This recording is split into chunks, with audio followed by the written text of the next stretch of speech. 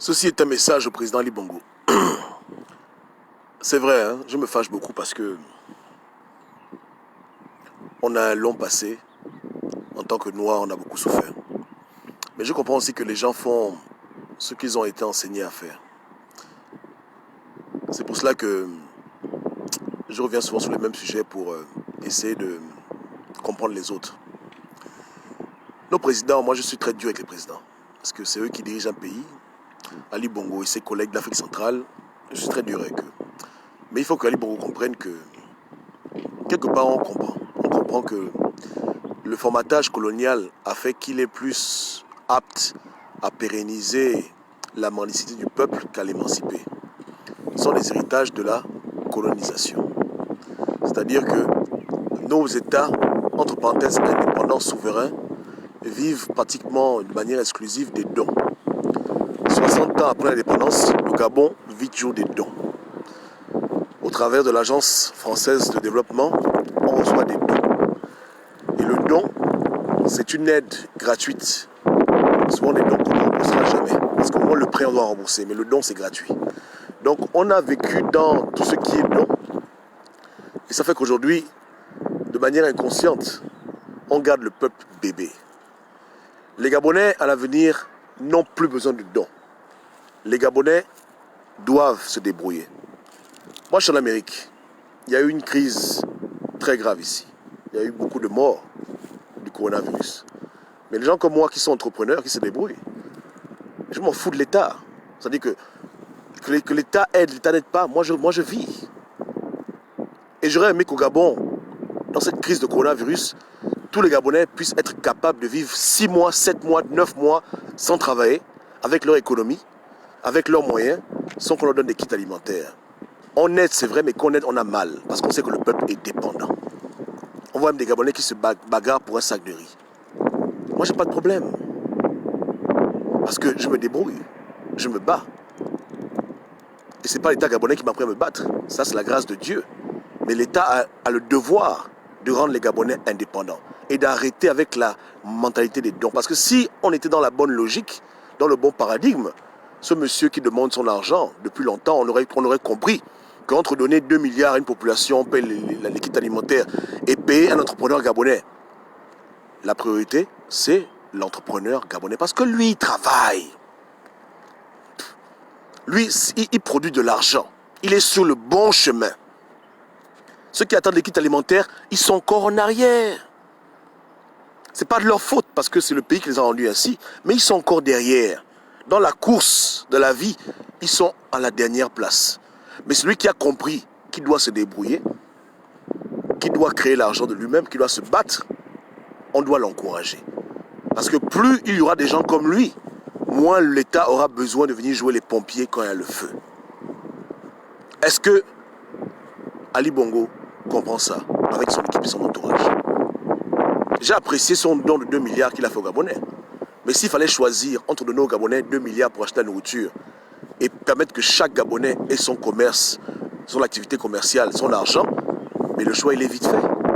Mieux vaut que les gens se débrouillent, que les gens aient leurs propres moyens, que de tout le temps venir prendre des milliards de donner aux Gabonais, c'est ridicule. Parce que quand les gens ont fini de manger la nourriture, après ils auront encore faim. Et même moi je l'ai dit récemment, avec Sans Tabou, la Fondation, et Danger et les autres, on sera obligé de commencer à penser aux solutions à long terme. Parce que dans l'immédiat, les gens mangent, mais après ils auront encore faim. Le sac de riz qu'on a envoyé au Gabon, ça fait à peine 2 semaines, il est déjà fini. Le carton de poulet qu'on a envoyé, il est fini. Mais au Gabon, à l'heure où ça chauffe, il y a des gens qui n'ont pas de problème. Il y a plein de Libanais qui sont chez eux, ils ont assez d'argent, ils ont des cartons de nourriture parce qu'ils sont dans les affaires, ils sont dans l'entrepreneuriat. Donc ils ont les moyens de pouvoir supporter. Ceux qui payent le prix, c'est les petits fonctionnaires, les Gabonais sans activité commerciale, qui doivent attendre que l'État vienne les nourrir. On est seulement 1 million d'habitants, on gagnerait tous à émanciper le Gabonais plutôt qu'à venir jouer les sauveurs et lui mettre la nourriture dans la bouche. On se reposerait tous si les Gabonais avaient en eux l'esprit d'entrepreneuriat et s'ils étaient indépendants, autosuffisants. Est-ce que le président Ali Bongo comprend cela? Est-ce que son entourage comprend cela? Il faut investir dans le capital humain. Ce sont des solutions qui durent plus longtemps que les autres solutions. C'est comme ça. Il faut apprendre aux gens à faire la pêche eux-mêmes plutôt que de tout le temps amener le poisson. Il faut avoir une politique au Gabon, pas une politique de bouche, parce qu'on a été habitué au Gabon aux fausses promesses. Et je le répète encore, je peux être dur, mais je ne fais pas le Congo ça. Il avait dit lui-même, 5 000 logements sociaux, il n'y a eu que 500. Donc on a été habitué à des promesses pompeuses. On veut du concret. Les Gabonais qui sont entrepreneurs, pour moi j'estime qu'ils sont très privilégiés, parce qu'ils ont compris la vie. Ils ont compris la vie. Ils sont mieux que les chômeurs, ils sont mieux que les fonctionnaires. Eux, ils ont compris que dans la vie, ce qui émancipe vraiment, c'est le business. Que si l'Amérique est numéro 1, c'est à cause du business. Si la France est numéro 4, c'est à cause du business. Et que l'Africain qui veut s'émanciper doit faire du foutu business.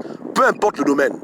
Audiovisuel, financier, économique, les services. Le Gabonais doit rentrer dans l'économie mondiale pour pouvoir manger le gâteau mondial et se mettre à l'aise et mettre les siens à l'aise. On a vu un Gabonais qui a créé son association au Gabon et qui a fait des dons. Et c'est un homme d'affaires, il ne fait pas la politique, la JC. Mais si on avait 100 Gabonais comme ça, 1000 Gabonais comme ça, est-ce qu'aujourd'hui on devait penser à donner 2 milliards pour acheter les kits alimentaires? Donc demain, s'il y a encore une crise de coronavirus 56, Ali Bongo devant qu'on prononce l'argent, 2 milliards de nos Gabonais, c'est ridicule. Il faut corriger le tir. On souffre aujourd'hui dans la pandémie parce que notre peuple est trop dépendant. Notre peuple a été habitué à tout attendre de l'État, à dépendre en tout et pour tout de l'État. Et le peuple a été découragé d'entreprendre, de bâtir et de créer. Et quand je dis on, ce n'est pas on dans l'espace. Quand je dis on, c'est vous, monsieur le président. C'est vous et votre équipe. C'est vous, la présidence du Gabon. Vous n'encouragez pas les entrepreneurs. Ailleurs, ce problème de non-paiement aurait été réglé à la seconde. Là, on parle de la présidence du Gabon. C'est de là qu'émane le problème.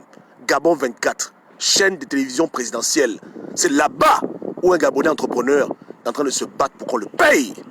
Maintenant, on dira quoi des autres dans d'autres compagnies? Les Gabonais qui sont au fin fond de Franceville, au fin fond de Koulamoutou, face à des colons qui vont les abuser dans les contrats. On dira quoi de ces gens-là? Mais je comprends. Je ne veux pas mettre le torsement sur le président Bongo parce que ce n'est pas de sa faute. C'est l'héritage colonial. Président formaté, pays formaté, les gens doivent ouvrir les yeux. On comprend ça. Mais on ne peut pas tolérer ça. Il faut que ça change. Tout le monde gagne quand tout le monde est indépendant. Même dans une famille, quand tout le monde travaille, se débrouille, les parents ont le repos. Mais si quelqu'un, jusqu'à 55 ans, il ne travaille pas, il ne fait pas l'argent, il est une charge pour son père et sa mère. Et les parents qui doivent vivre leur retraite ne peuvent pas se reposer parce qu'ils doivent nourrir un enfant jusqu'à 70 ans.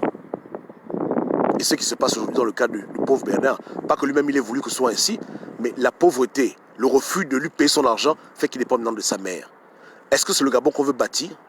Quelle est cette hypocrisie de donner des kits alimentaires aux Gabonais et de les mettre à terre quand ils veulent faire du business? Il n'a pas réclamé 1 milliard, il n'a pas réclamé 2 milliards. On donne 2 milliards pour payer à manger aux gens. On ne peut pas payer un Gabonais qui lui-même pêche pour nourrir sa famille et nourrir d'autres familles. On a un problème profond. Il est temps d'arrêter avec la colonisation de nos esprits.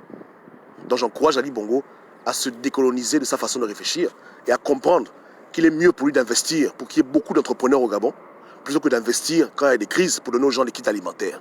Tous les gens qui courent derrière les kits alimentaires, chacun d'entre eux a un talent, un don. Le Gabon doit les encourager à se battre pour pouvoir souvenir leurs besoins, ceux de leur famille et ceux de leur quartier. Parce que le Gabonais n'est pas mauvais. À part certains hommes politiques véreux, mais quand le Gabonais il a beaucoup, il donne. Dans la diaspora, beaucoup de Gabonais envoient de l'argent. Donc quand un Gabonais a des moyens, pourquoi il va se refuser d'aider les autres? Et si on comprend que aider autrui, c'est lui permettre de pouvoir faire comme toi, de reproduire ton succès, d'être indépendant dans ce que tu fais, on aura tous gagné. Donc mettons fin à cette idiotie de don, de dépendance, d'esclaves, de mendiants. On doit encourager les entrepreneurs. Donc c'est inadmissible que depuis la présidence du Gabon, on ait de tels scandales. Partout, hein, sauf là-bas. Parce que c'est là-bas qu'on prêche l'émergence matin, midi et soir. C'est là-bas qu'on prêche le changement. Le changement, il commence par là. On ne devait pas s'attarder à parler autant d'un problème pour de si petites sommes. Quand on dépense 2 milliards pour payer le riz, on ne peut pas payer à un entrepreneur son argent qu'il a travaillé, pour lequel il a des contrats signés. On est dans quel genre de monde? Qu'est-ce qu'on veut? Qu'est-ce qu'on veut en fin de compte? On veut quoi? Quel exemple on donne à la terre entière? Quel discours? Là, c'est au-delà de la politique. Hein. Ce n'est pas les idioties de Ping Ali, machin. Là, au-delà, dites-moi un peu. C'est à la présidence du Gabon qu'on a de tels scandales. On a une Française qui fait la pluie le beau temps et qui brime les Gabonais, qui pousse d'autres à la mort et qui refuse de payer d'autres pour les garder mendiants. Les empêcher de pouvoir nourrir leur famille et de nourrir la famille des autres en payant les employés qui vont faire de même. Voilà où on en est après 10 ans de règne d'Ali Bongo. On est en 2020, on a encore de telles conneries au Gabon. Monsieur le Président Bongo, à quel niveau? À quel niveau? Je fais l'effort de voir Ali Bongo à cause de mes frères émergents. Parce qu'ils le respectent, c'est leur président. On va encore faire comment? Il est là, on doit dealer avec. Mais je suis très frustré, je ne suis pas content. On a toujours su qu'au Gabon, les entrepreneurs souffraient. Pour avoir les papiers légalisés, pour ouvrir un compte en banque, pour prendre les prêts à la banque. On sait que c'est un calvaire, que le Gabon ne favorise pas ce genre de choses. Mais qui pouvait imaginer que jusqu'au sommet de l'État, un entrepreneur devait découvrir combien de fois on se moque des gens dans ce pays et qu'il n'y a aucune politique pour l'émanciper. Cet homme-là, on devrait le payer son argent. On devrait dire aux banques gabonaises de lui donner des prêts pour qu'il emploie plus de Gabonais et qu'il fasse plus de bon travail. Parce que moi, j'ai vu son travail, il fait du bon travail, il fait des bons documentaires. On devrait l'encourager, le pousser à l'extrême pour que son travail transcende les barrières du Gabon et que même au Cameroun, au Congo, ce qu'il fait puisse arriver partout sur la terre entière. Au lieu que l'État gabonais le pousse derrière, on veut le réduire au stade de mendiant. Hey! Ali Bongo, c'est Dieu qui jugera. Merci pour l'écoute. Ciao.